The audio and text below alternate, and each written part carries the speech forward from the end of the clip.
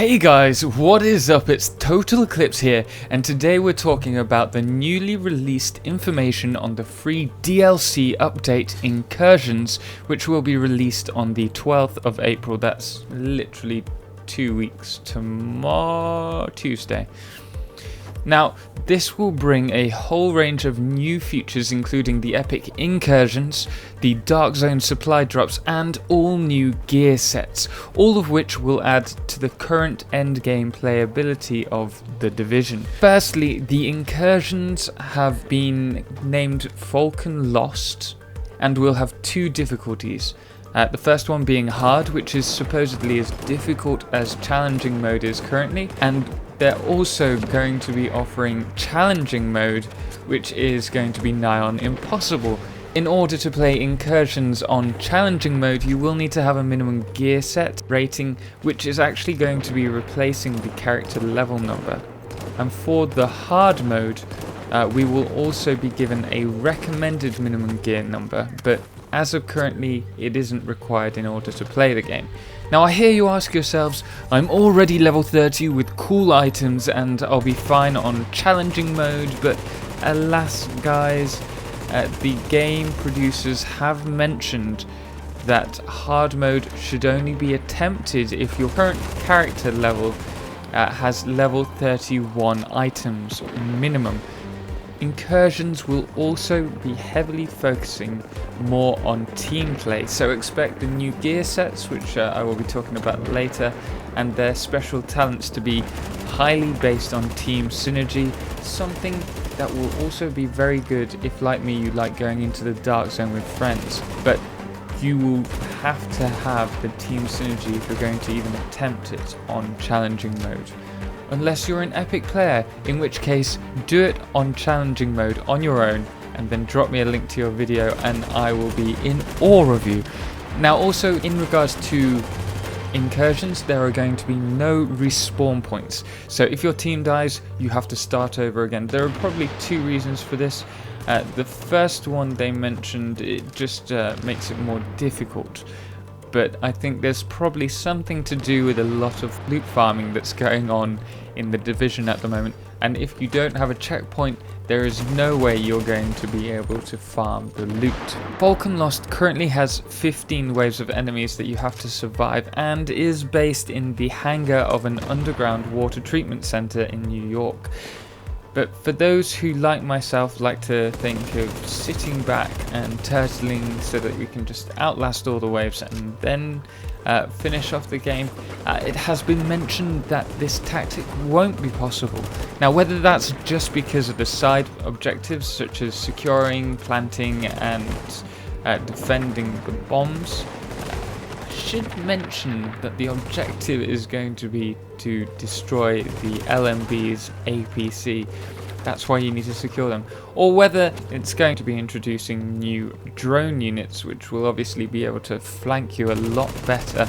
That's something that may require you as a team to take out and focus on before any of the enemies. Now, something that has been confirmed is that we will also with this update be seeing some new named weapons, something that I am expecting to be the reward for the challenging difficulty, and also new high level weapons. But whether these are just small arms or bigger weapons such as missile launchers, which might be quite useful in the game, we have no knowledge of yet. Now, if you complete the Incursion, you will be handsomely rewarded, especially if it's the first time you've completed the mission that week.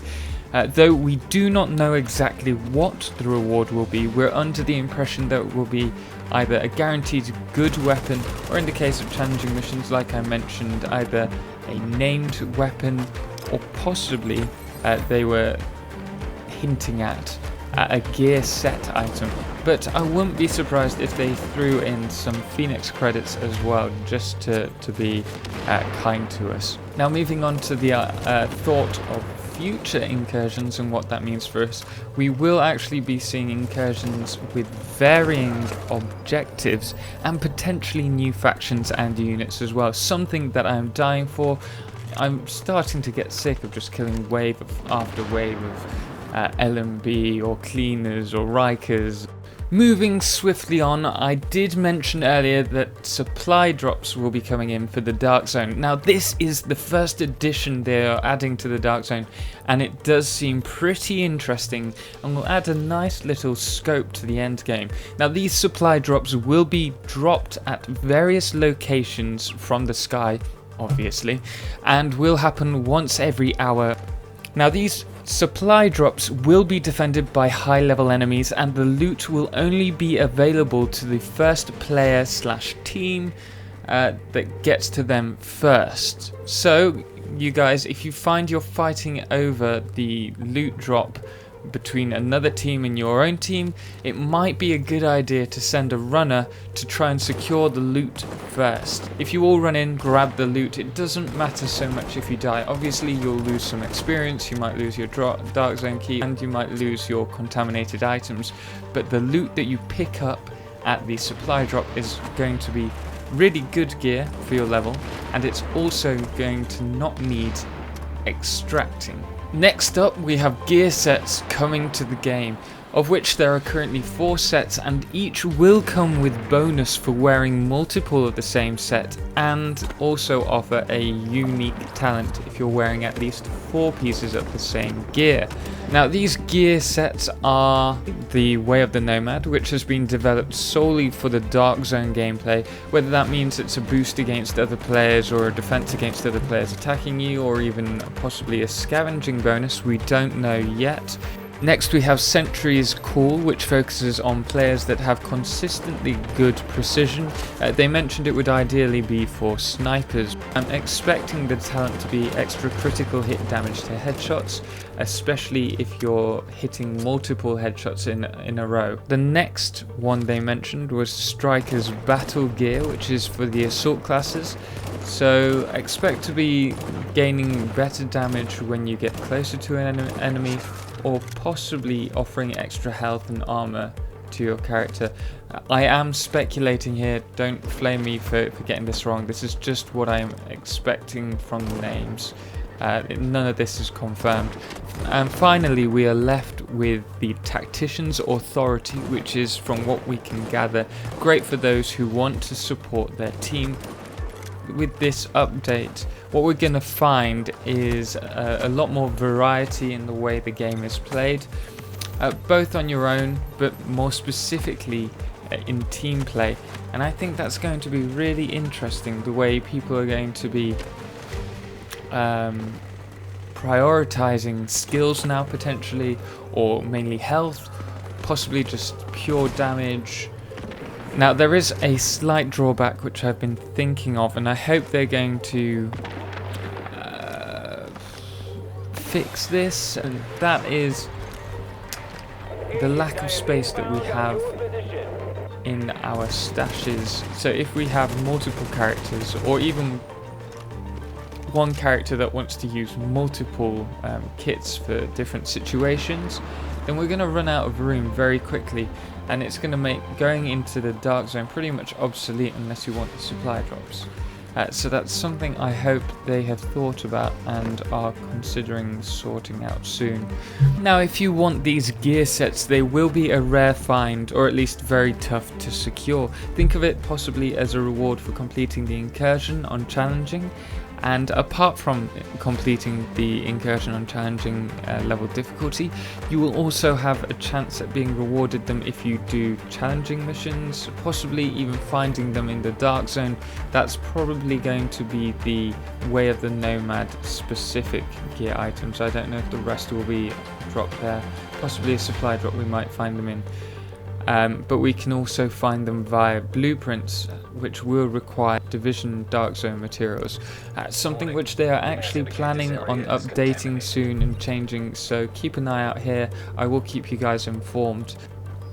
Now with the live stream we also had a few other additions mentioned, including trading between players, which is going to be good. It will only be for those in a team that have found loot together in the Dark Zone.